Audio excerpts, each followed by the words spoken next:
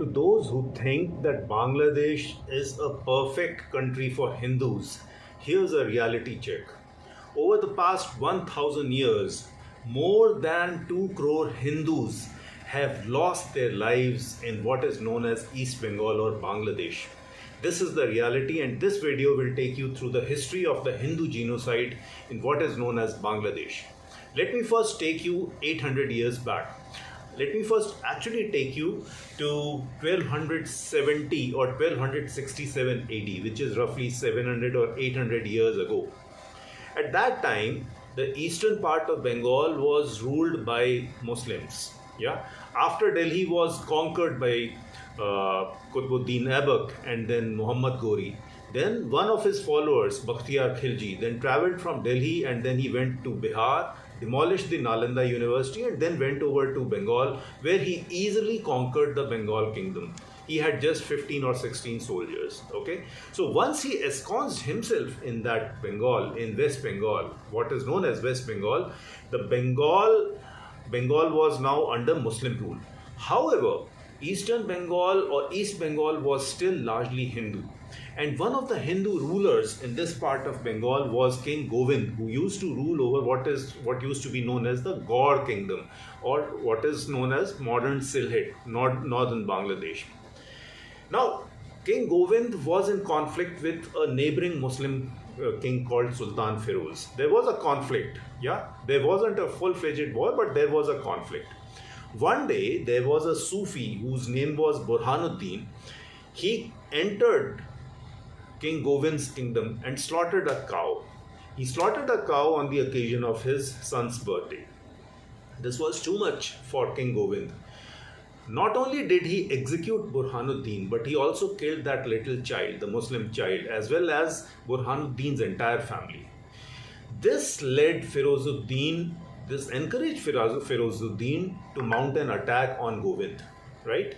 There was a war, there was one war, there was two wars, there were three wars, and in all those three wars, Govind defeated Sultan Feroz. Now Sultan Feroz had nothing else to do, so what he did was he approached one Shah Jalal, who was a Sufi who was living in Govind's kingdom. So he went to Shah Jalal and said, "Oh my Sufi saint, I need your help. Please help me in getting Islamic rule in Sylhet or God." So Shah Jalal said, "How can I do it?" So this Feroz said, "Okay, why don't you encourage your followers to run riot and rebel against Govind?" And funnily enough and foolishly enough, there were many Hindus who were also followers of this Sufi, the Shah Jalal fellow. So Shah Jalal fellow, he encouraged his followers to run riot in Sylhet or God, and that's how in one of the later wars against Feroz, Govind had to retreat. And Sylhet came under the control of the Islamists. So that's how Sylhet or God came under the control of the Islamists, and this spurred a large-scale massacre of Hindus in that area. Hindus were killed. Those who were not killed were forced to become Muslim. Those who did not become Muslim, they were reduced to the status of scheduled castes. The women of the Muslims, they were abducted and then they were raped and then they were thrown into the harems of those Mughals. Sadly, Bangladeshis don't know about this part of the history. So that was the first large-scale instance of Hindu genocide in Bangladesh. And then over the next 700 or 800 years, East Bengal continued to face such Hindu persecution. Now, around the time when India was getting divided in 1946, sometime in August 1946, there was a Noakhali massacre. You know about Noakhali massacre. And in that Noakhali massacre, which happened in Chittagong in East Bangladesh, actually it is Southeast Bangladesh, official sources say that there were 300 Hindus who were killed. But I guess there were 3 lakh Hindus that were killed in Noakhali. Why?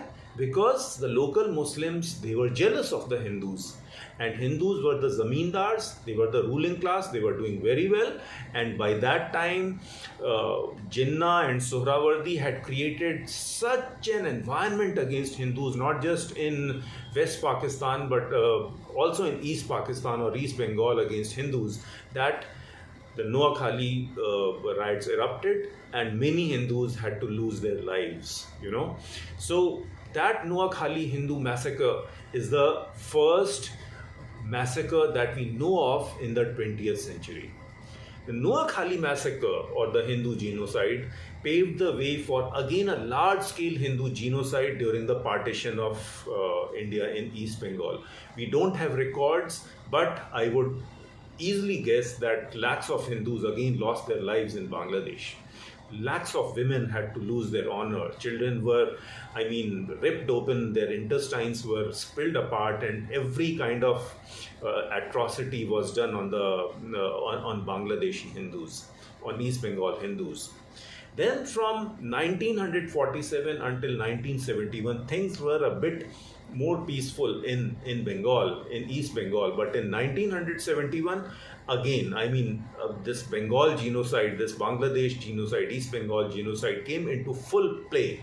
According to various sources, more than 4 lakh Hindus were killed by Pakistani forces in association with the Razakars. Now, who were the Razakars? The Razakars were a private army trained by Tikka Khan, who was the president of Pakistan.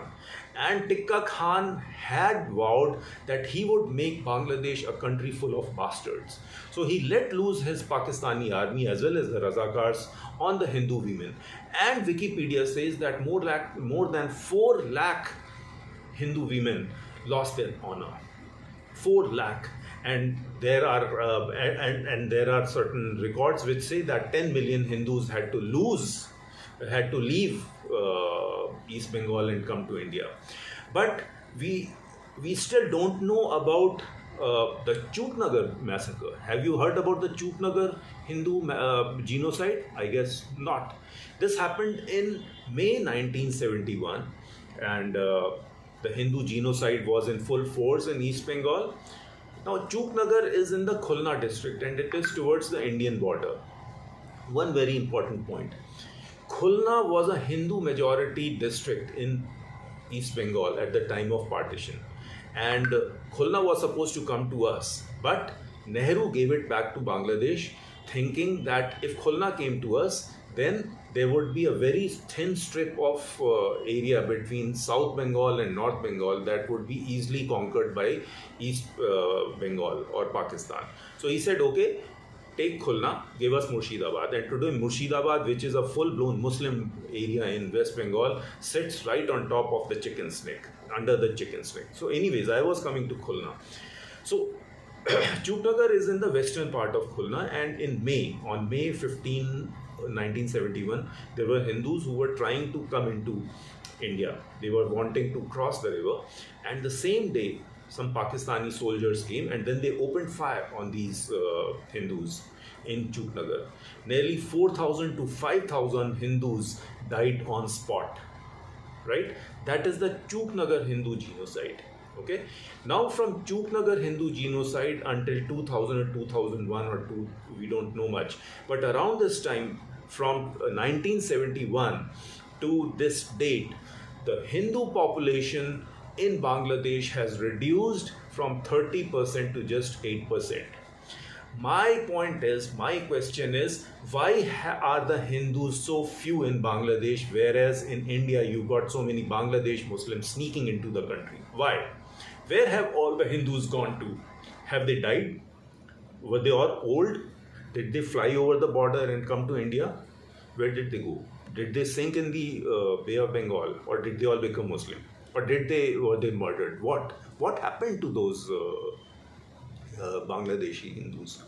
So this video that I have produced today, I'm sorry it is raw and I don't have the presentation, I don't have the time to make all those presentations and figures and all, but please record it, please bookmark it and share it with your friends and tell that Bangladesh's Hindus are on the decline, and if we are not careful, then in the 10 in the next 10 years, there would hardly be any Hindus left in Bangladesh. Jai Shri Ram, Namaskar.